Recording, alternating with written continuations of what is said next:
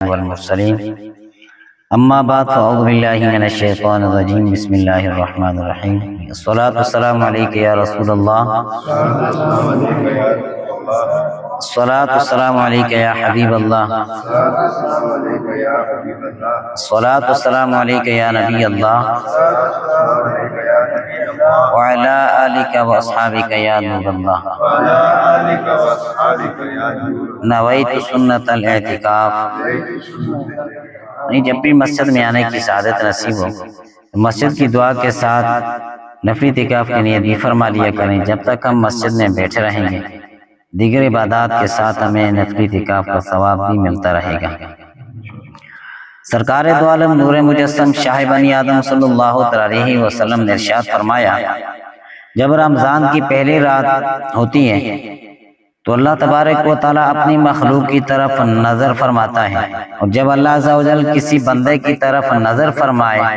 تو اسے کبھی عذاب نہ دے گا،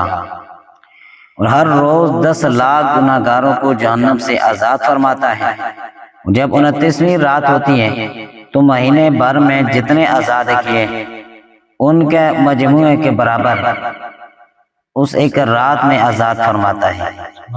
پھر جب عید الفطر کی رات آتی ہے تو ملائکہ خوشی کرتے ہیں، اللہ عز و جل اپنے نور کی خاص تجلی فرماتا ہے اور فرشتوں سے فرماتا ہے کہ گروہ ملائکہ اس مزدور کا کیا بدلہ ہے جس نے کام پورا کر لیا۔ فرشتے عرض کرتے ہیں کہ اس کو پورا اجر دیا جائے، تو اللہ عز و جل فرماتا ہے کہ میں تمہیں گواہ کرتا ہوں کہ میں نے ان سب کو بخش دیا ہے۔ رمضان المبارک کی یہ برکتیں کہ ہر گھڑی ہر روز جو ہے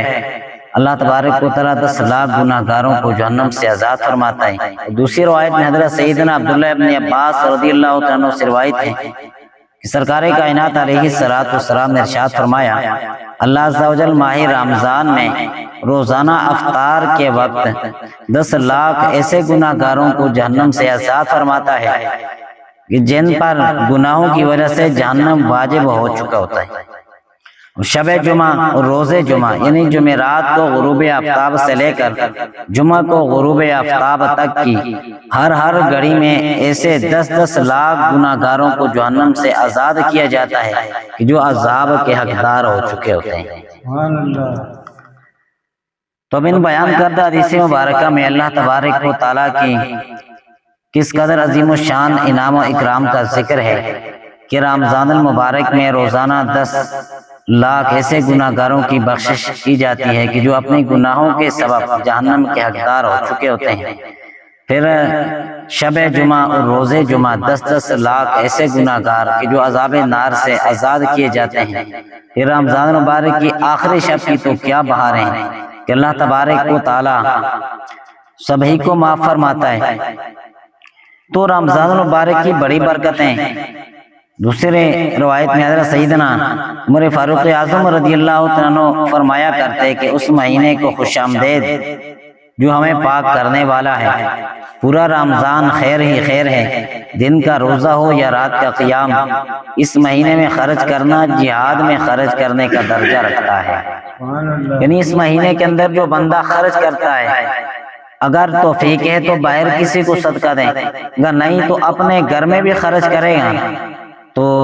صحابہ رسول فرماتے ہیں کہ جہاد میں خرچ کرنے کا درجہ اس مہینے میں رکھتا ہے۔ دوسری روایت میں حضرت سیدنا زمرہ رضی اللہ عنہ سے مروی ہے کہ سرکار کائنات علیہ السلام نے ارشاد فرمایا، ماہ رمضان میں گھر والوں کے خرچ میں کشادگی کرو، کیونکہ ماہ رمضان میں خرچ کرنا اللہ تعالیٰ کی راہ میں خرچ کرنے کی طرح ہے۔ تو رمضان المبارک کی بڑی برکتیں پیارے اسلامی بھائیوں، اگر اس مہینے کی برکتوں کو دیکھا جائے تو برکتیں ہی برکتیں،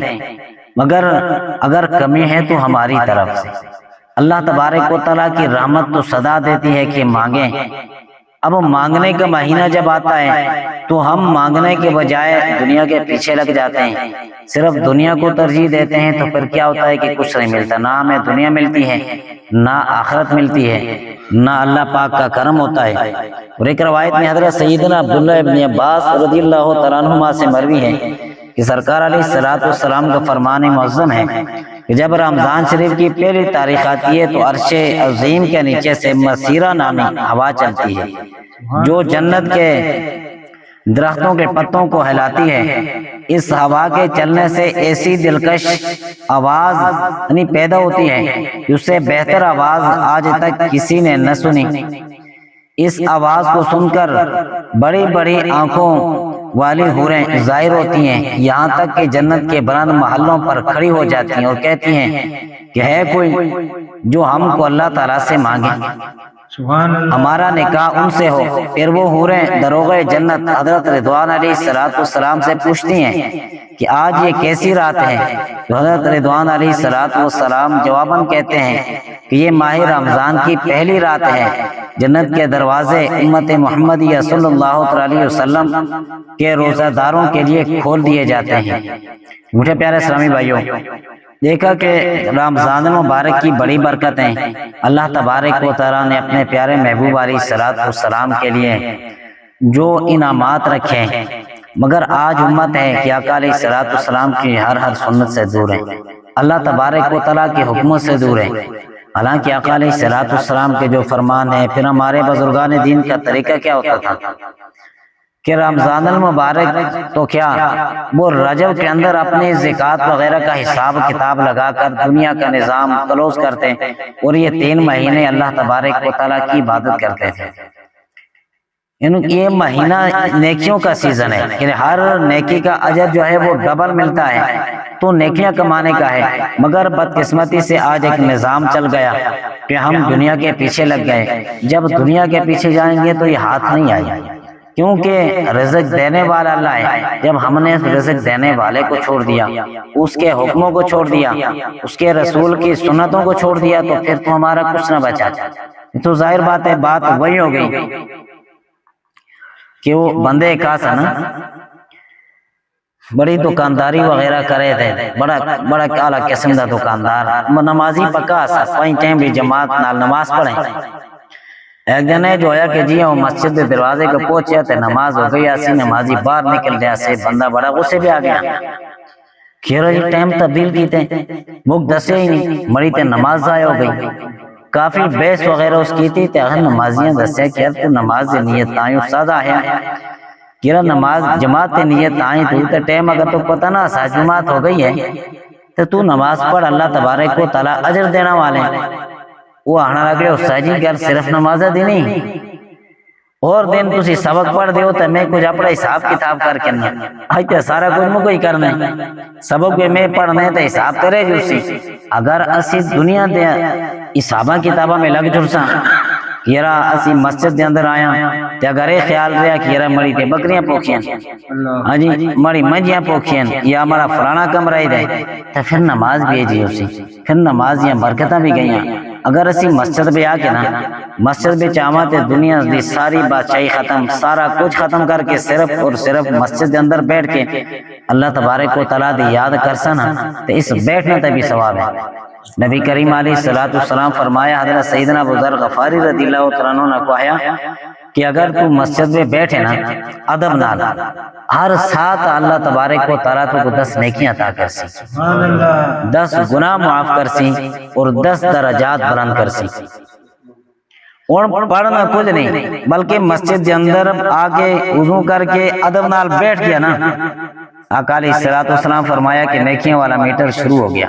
اگر ایک آدمی نال نفل پڑھ دے، اللہ تعالیٰ دا ذکر کر دے تو اس سے ایک الگ ثواب ہے۔ تے رمضان دے مہینے عدد نال اللہ دے گھر وچ بیٹھو، زیادہ تو زیادہ ٹائم دیو، کیونکہ مسجد دے اندر بیٹھنے والا آدمی ایمان والا آدمی ہوتا ہے۔ نبی کریم علیہ السلام فرمایا کہ جڑا آدمی مسجد دے اندر بیٹھے نا، مومن جڑا ہوندا ہے ایمان والا، مسجد دے اندر وہ آدمی اس طرح خوش ہوندے کہ جس طرح مچھلی پانیاں دے اندر، مچھلی دی زندگی پانیاں نال ہے، پانیاں تو کٹ کے نو تے ختم، یعنی مومن دی زندگی تے ہی اللہ دی یاد نال ہے، اللہ دے ذکر نال، اللہ دے گھر نال ہے۔ یعنی مومن اس طرح مسجد دے اندر خوش ہوندے کہ جیاں مچھلی پانیاں پہ خوش ہوندی ہے، اور منافق مسجد میں اس طرح تنگ ہوندے کہ جیاں تسی کسی پرندے کو جڑا نا پنجرے میں بند کر کے، کوئی بھی پرندہ ہوئے اس کو تسی پنجرے میں بند کر کے تو سی حالت کیا ہوندی ہے آج اسی اگر سوچاں کہ یار مسجد بھی اسی آنے ہیں اساں کو سکون مل دیں اسی خوش ہونے ہیں تو پھر تے مبارک ہوگا کہ ایمان والیاں دی صفت ہے اللہ تبارک و تعالیٰ دے محبوب دے آنا دے متعلق اساں کو ایمان ملے دے اگر اسی مسجد بھی تنگ ہونے ہیں آندے بعد بھی کڑی در پہلے پال دیں کہ جی ٹائم ہو گئے وہ ادھر آدھے ٹائم ہو گئے ایاں تے ٹائم ہی نہیں ملدا خطائی نال کا تے ہفتے بھی ایک باری آ گیا پھر اسی کڑی دے ہاں اس واسطے مسجد میں جا کے جس ٹائم مسجد دے دروازے تو اندر آ جانا دنیا دیا بادشاہ تھا ختم اپنا سارا کچھ ختم ایسا اللہ اور رسول دی گل ہوئے اللہ پاک دی یاد ہوئے تو پھر دیکھو کہ اللہ تبارک و تعالیٰ دے کرم و فضل نال اساں دے گھراں دے اندر سکون بھی ہوسی